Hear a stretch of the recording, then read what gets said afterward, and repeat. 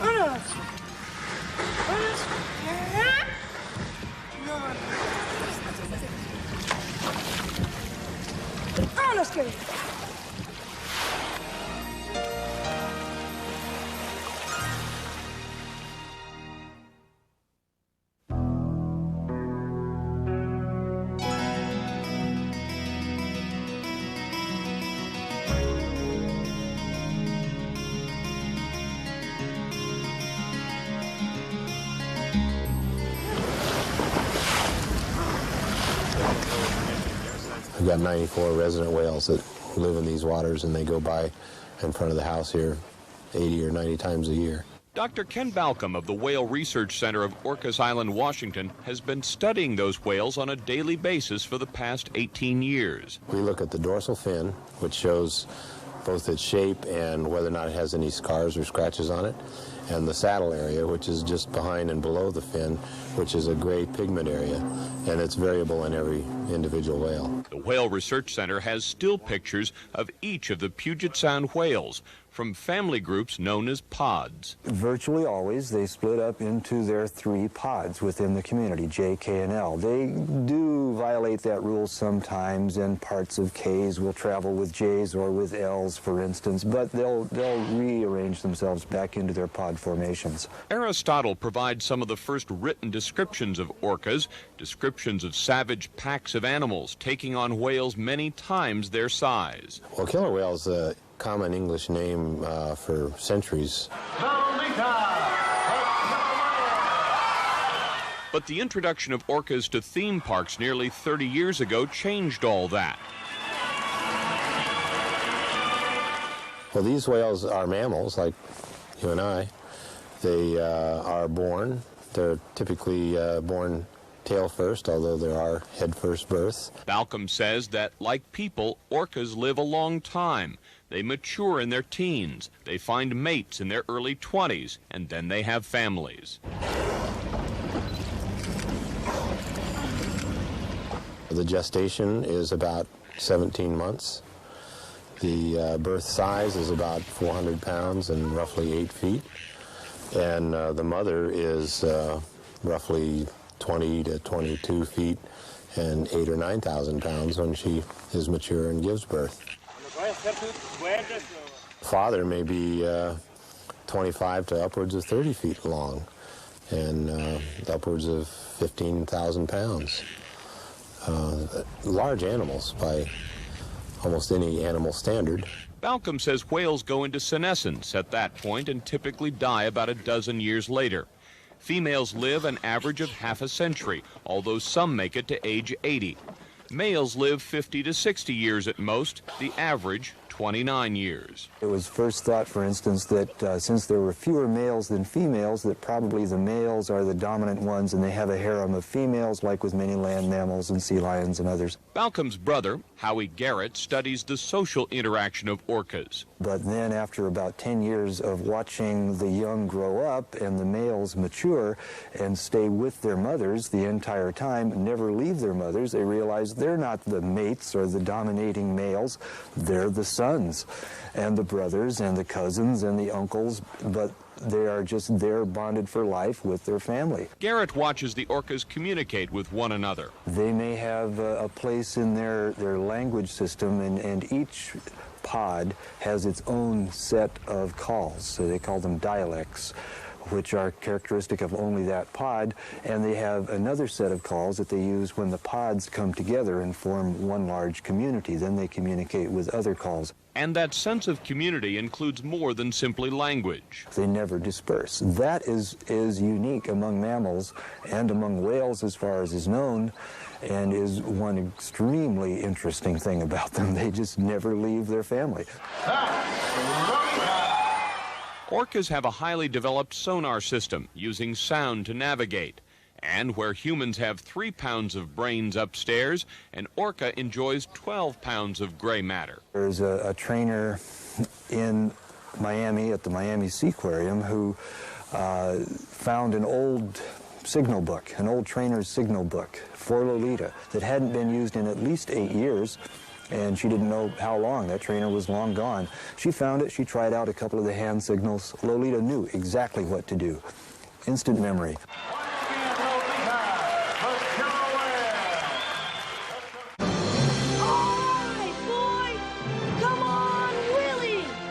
Keiko first captured our hearts in the Warner Brothers hit movie Free Willy. Willy! Go back! It's a story of a little boy's quest to free a lonely orca whale, a whale held captive by the greedy owners of a marine park. Making an awful noise for it.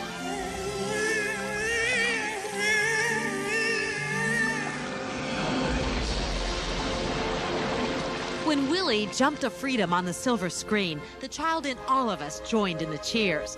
But only then did the world realize Keiko himself was sorely in need of a happy Hollywood ending. Kept in a tank too small for his needs and in man-made seawater too warm for a killer whale, Keiko was in poor health at Reina Aventura, a marine theme park in Mexico City. He suffers from a variety of physical problems and health problems. The warm water in his tank and a limited diet left Keiko with digestive problems and the need for a daily dose of vitamins and Maalox. His vitamins?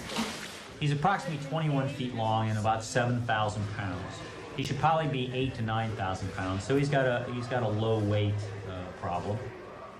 The small size of Keiko's tank and the shallowness of the water there also took their toll, leaving him with poor muscle tone and a drooping dorsal fin, just not enough room for a killer whale to swim. Keiko's teeth are also in poor condition, worn down over the years by rubbing them on the sides of his tank out of boredom. He also has what's known as a papilloma virus, which causes lesions similar to warts on humans, but that's a result of a weak or suppressed immune system. The public outrage over the superstar's poor health and living conditions could not be denied. The children of the world demanded that Keiko be freed. Children around the world came out of the movie Free Willy believing that Willy was free, only to discover that the real Willy, Keiko, was not free. And this is an opportunity to make that dream come true and convince children that happy endings don't just happen in the movies. A happy ending is already underway at Keiko's new home in Newport, a home fit for a whale. The large surface area will provide him better swimming advantages.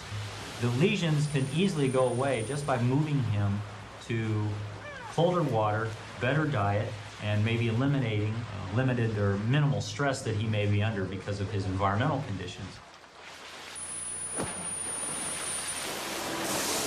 Better health may buy Keiko a real chance at freedom, to rejoin his family in Iceland, and to live happily ever after. Just like in the movies.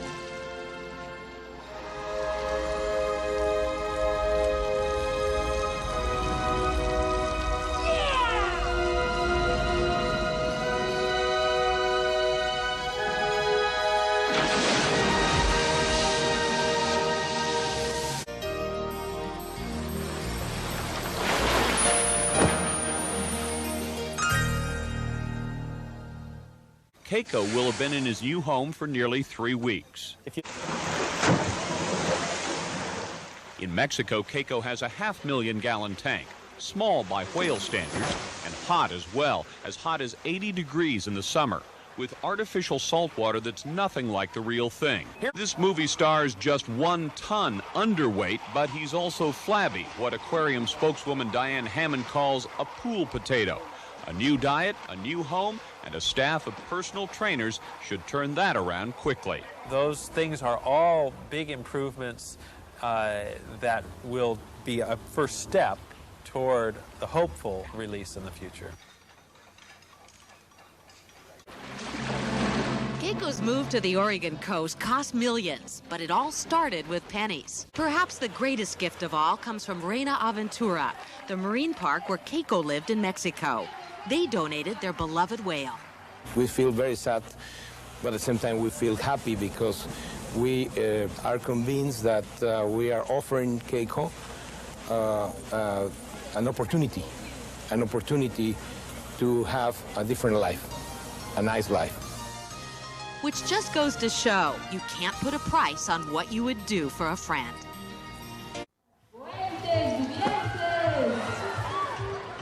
De este lado tenemos a Keiko con las segundas fuertes. ¿Y qué pasó con ese fuerte aplauso? For nearly 10 years, Keiko the killer whale has been swimming in circles, entertaining thousands at a Mexican amusement park.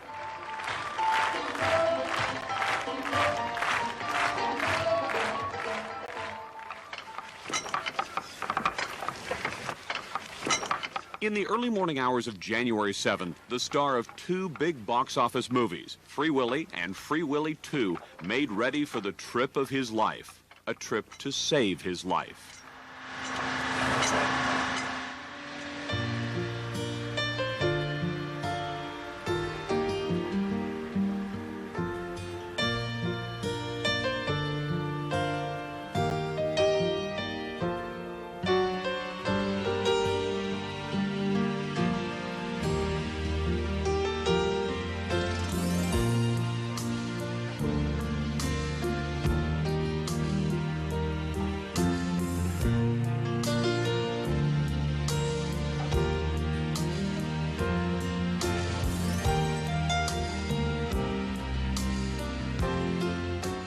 Keiko rode a sling into a metal crate with less than 3 feet of water inside. A truck carried him to Mexico City International Airport, past a crowd estimated at 100,000, people who came out to say goodbye. Keiko! Keiko! A donated United Parcel Service C-130 Hercules cargo plane picked up the crate in Mexico City for the 2,300-mile trip north.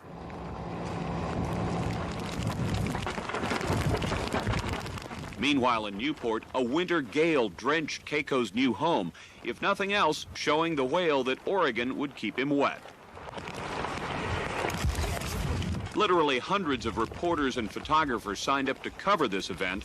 Keiko's move has captured the attention of the world's press, who have gathered here at Newport in Oregon. Keiko's plane made its first refueling stop in Monterey, and then a second stop for U.S. Customs in Phoenix, Arizona, and a change of water and some more ice cubes to keep Keiko cool.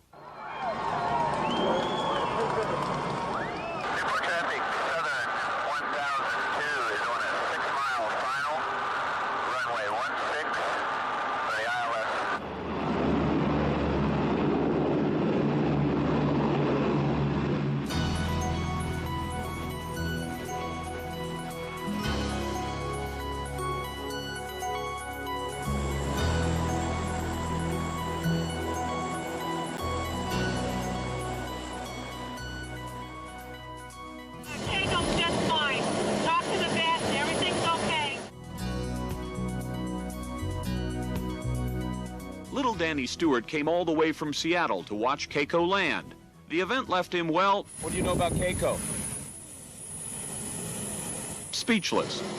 With Keiko's crate safely strapped down to a specially designed UPS flatbed, a caravan of police, biologists, and media rolled down the last 3 miles.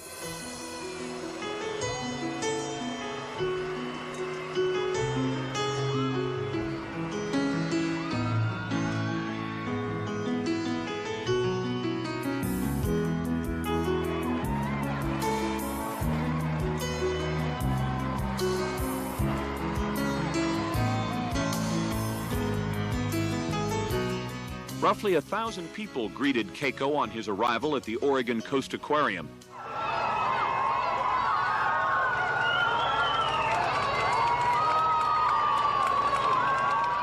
His new keepers carefully hooked him up for the final lift into his new home.